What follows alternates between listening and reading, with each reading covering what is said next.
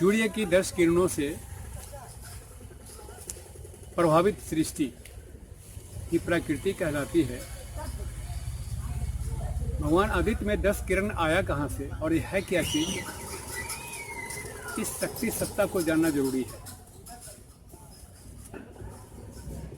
ये 10 किरण जो है 10 विद्या है, 10 महाविद्या है, 10 महामाया है और इसे योग ध्यान से अपने अंदर में ग्रहण किया जा सकता है।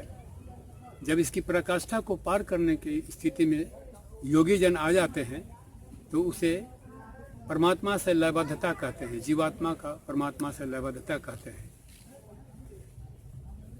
सूर्य के इन्हीं 10 किरणों से मनुष्य के शरीर में 10 इंद्रियों का निर्माण हुआ है। 5 कर्मेंद्रियां और 5 ज्ञानेंद्रियां, जिसे सूक्ष्म, स्थूल, कारण, महाकरण और कबल भी कहा गया है। अब रह गई बात कि ये बहुत गहराई में जाने की आवश्यकता नहीं है, केवल इतना जान लें कि मनुष्य जो संसार में है भगवान आदित्य से हमेशा लगे हैं, एक क्षण भी, एक पल भी उनसे अलग नहीं है। जिस समय सूर्य दिखाई नहीं पड़ते हैं वो यहाँ दिखाई नहीं पड़ते हैं जहाँ पर आप रहते हैं, लेकिन बिना सूर्य का पूरा संपूर्ण सृष्टि है ही नहीं। इसलिए सूर्य समाप्त होने की स्थिति में कभी नहीं है, समाप्त कभी नहीं होंगे। और ये भी सत्य है कि सूर्य की वो 10 किरण से ही आच्छादित ये प्रकृति है, जिस प्रकृति को हम संसार में लौकिक प्रकृति कह सकते हैं। लौकिक और पारलौकिक प्रकृति का बहुत बड़ा बोध है। पारलौकिक प्राकृतिक जो है और लौकिक प्राकृतिक, ये दोनों एक ही चीज़ हैं। ये क्षणभंगुर हैं और वो अस्थाई हैं।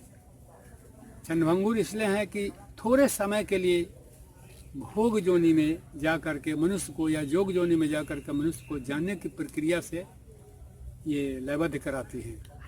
सूर्य जो है प्राणायाम 12 प्रकार से किए जाते हैं, सभी लोगों ने किताब में पढ़ा, लेकिन निकला कहाँ से ये 12 प्रकार का, इसकी खोज करनी चाहिए थी।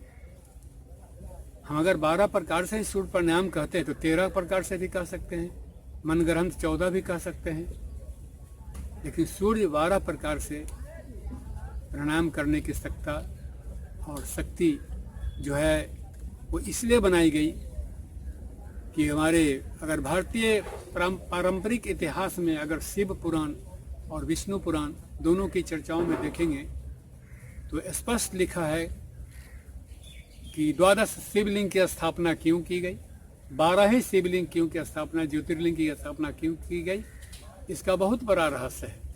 अगर समझना चाहें तो इसको अध्ययन ज्ञान से आप ले सकते हैं कि 12 ज्योतिर्लिंग और उन ज्योतियों की जो देखने की कला है उसको प्राणायाम कहते हैं, सूर्य प्राणायाम कहते हैं।